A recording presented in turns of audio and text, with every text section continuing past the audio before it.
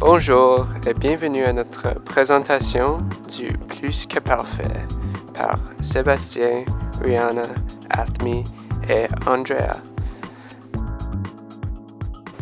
Alors, c'est quoi le plus que parfait? Le plus que parfait est utilisé pour exprimer une action qui est arrivée avant une autre action passée. C'est le passé du passé. Alors, la formation de plus que parfait est le pronom, l'imparfait du verbe auxiliaire et le participe passé du verbe principal. J'avais joué, I had played. Nous étions venus, we had come. Il a dessiné avec le crayon qu'il avait reçu ce matin. He drew with the crayon that he had received this morning. Pour mieux expliquer, voici un diagramme. Les deux actions sont dans le passé. Il avait reçu un crayon. Et après, il a dessiné. Un conseil utile. Le plus que parfait ne change pas avec des négations. Exemple, tu n'avais pas parlé. You had not spoken. La négation se place avant et après l'auxiliaire. Par exemple, n'avait pas. N'oubliez pas, le participe passé s'accorde avec le sujet pour les verbes qui utilisent être. Il était arrivé, elle était arrivée avec un E, ils étaient arrivés avec un S et elles étaient arrivées avec un ES. Le participe passé de l'auxiliaire avoir doit être en accord avec l'objet direct de la phrase. Les bijoux que tu avais portés sont beaux.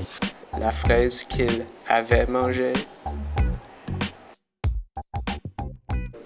Pour savoir si vous deviez faire l'accord, demandez-vous, est-ce que l'objet direct vient avant ou après le verbe?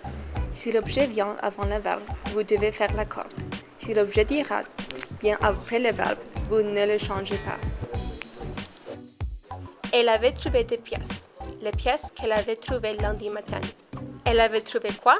Des pièces. Par exemple, elle avait trouvé des pièces ne s'accordent pas, mais les pièces qu'elle avait trouvées lundi matin s'accordent. Le plus que parfait est utilisé parfois pour exprimer une regarde simple avec le mot si. Si seulement j'étais allé au concert. Quand on utilise des phrases hypothétiques avec le plus que parfait, on doit utiliser le conditionnel passé. Si vous avez étudié pour vos examens, vous auriez reçu une bonne note. If you had studied for exams, you would have received a good mark. Et maintenant, pour les exercices. Conjuguez les verbes au plus que parfait.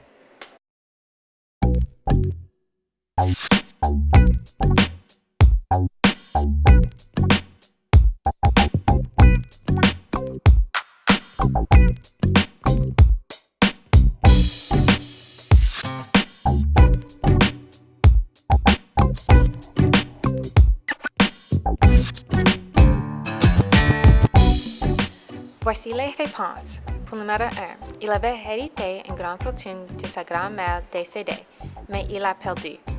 Numéro 2, quand je me suis déménagée, elles étaient venues me voir. Et numéro 3, les gâteaux que j'avais faits se sont vendus rapidement. Voici des autres questions.